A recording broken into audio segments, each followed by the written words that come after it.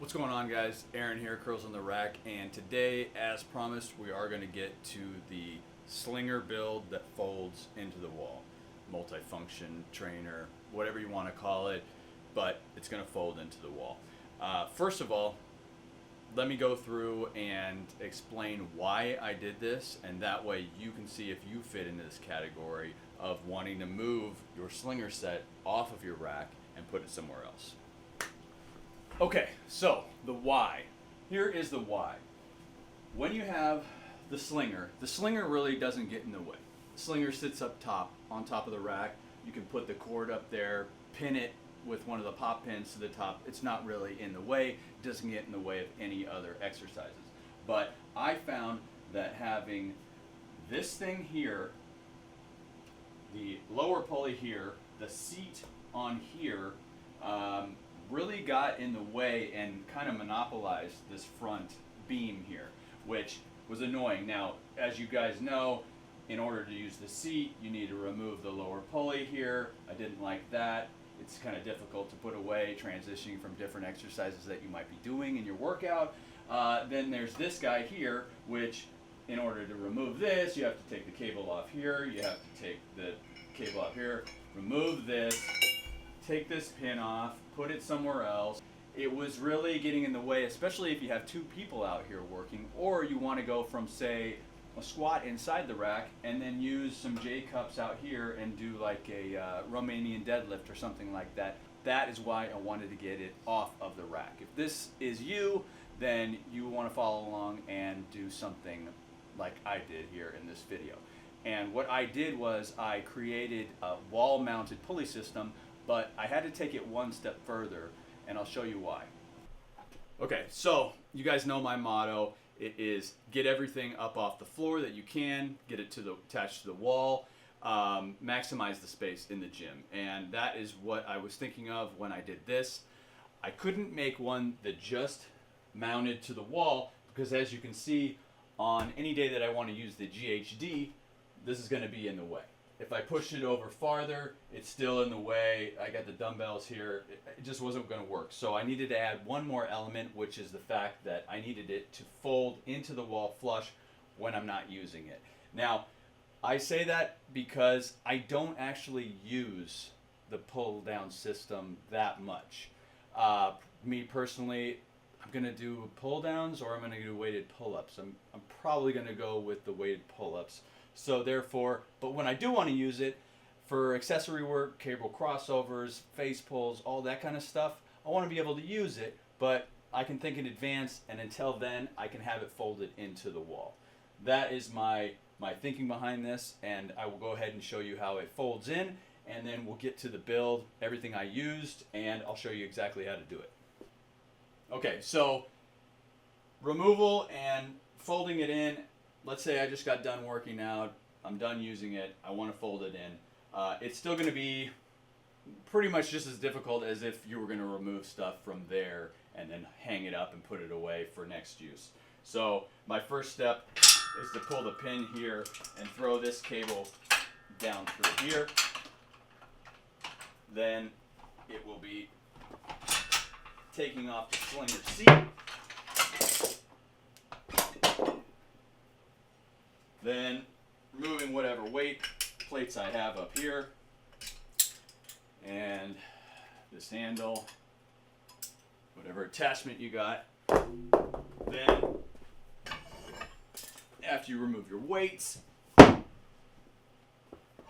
gotta remove this temporarily down there, pop this off, put it around this side.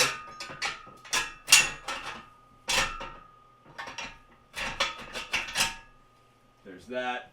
Then pull these pins that lock it into place.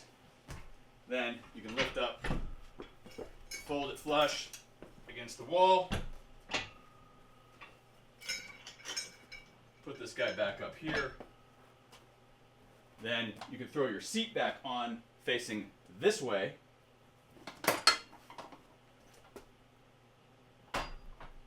And of course, I put this thing a little low. So marking this stuff is probably what I'm going to do in the future, just so I know where they're going to go. Because this needs to be a bit higher.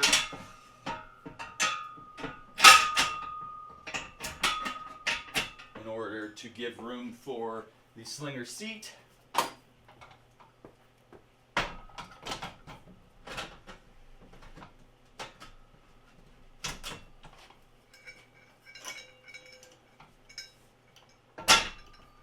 That guy back up there.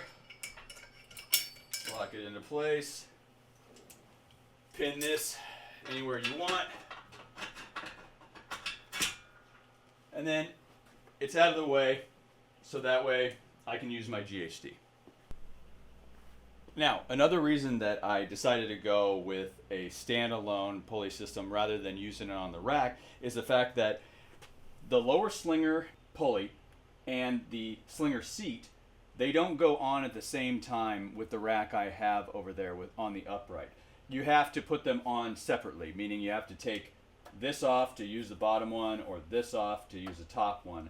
And I didn't want to cut any extra holes in my rack, so what I did with this one is, and I'll show you the modifications in a minute, but what's cool about it is the fact that, let's say I'm done doing my pull down movements, but now I want to do some pull up movements.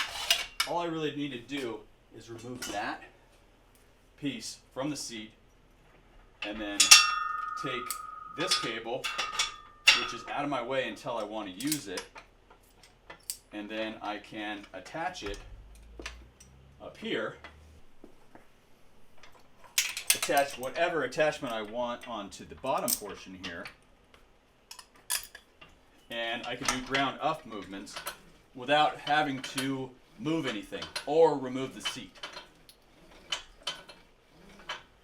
Okay, so by now, if you're still watching, you have determined if you want to actually make this, if it's going to work for you.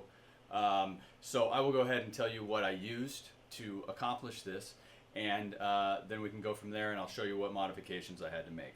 This red upright right here is a 10-foot upright from a Rig 2.0 rack.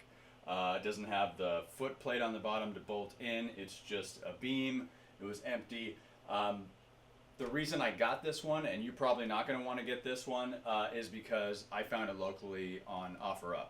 So somebody just had one, they were selling it, I didn't have to pay shipping from Rogue, but you can get any kind of post you want that's going to fit in your garage. This one actually did not fit in my garage, and so what I had to do was I had to cut the top off because the slinger has to sit on top of it, and it was just too tall for the cross beams. It wasn't going to work. I wasn't going to be able to fold it back if I had it that high, and so that's why I had to take some off. I'll show you how I did that. Basically, it's just a jigsaw. You mark it where you want it, then you can cut this piece off. It worked pretty well.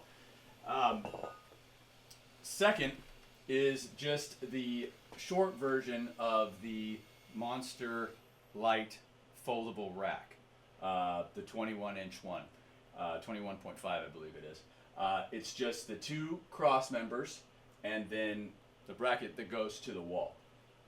That's all you're going to need, as long as you already, I'm assuming, have the slinger and the seat or whatever else you want. Slinger is really the most important thing for this build. You can add on as needed with whatever you want.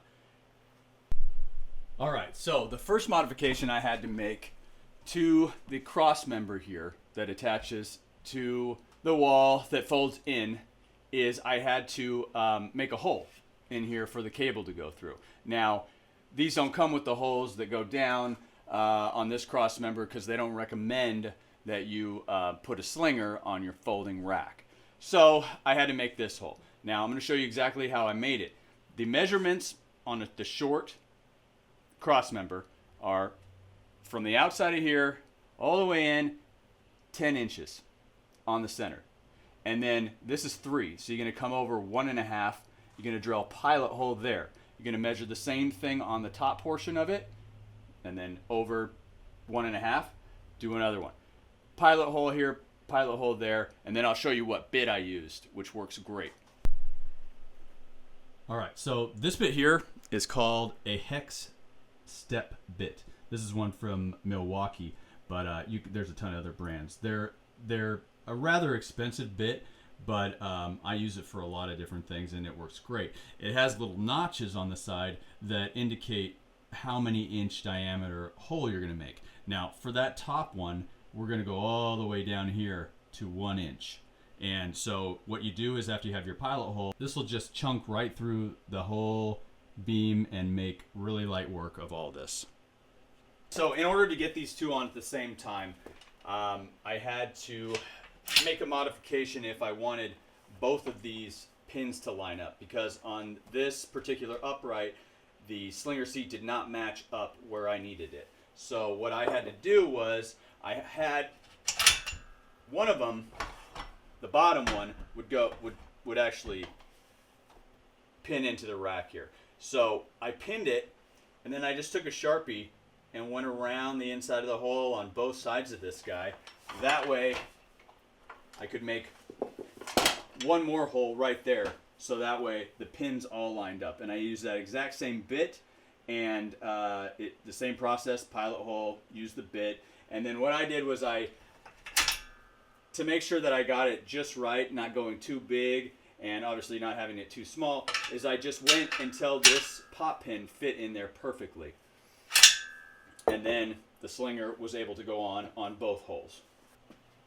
Another added bonus for me, having something over here that was either flush against the wall or out like this, is the fact that I have the spotter arms and I also have the straps. And if you're like me, I'm constantly having to move the spotter arms or figure out where the heck I'm going to put them or throw them on the floor, which then I trip over them later. You know, I'm a clumsy idiot.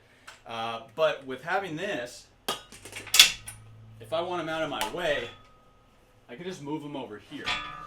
And they're completely out of the way until I want to throw them back on to the rack after I'm done working out. Another benefit is the fact that you essentially have one of the rogue strips, so you can throw anything you want over here, including using it as a dip station. So if I don't want to use the rack for that, or somebody else is working out over here and I don't want to get in the way of the bar, then I can just pin this guy over here, and it will hold up just the same as your pull down. It's very solid, and so that was another added benefit to having this that I really like. And one more thing along those same lines is the fact that you have all these holes down here that you can put anything you want.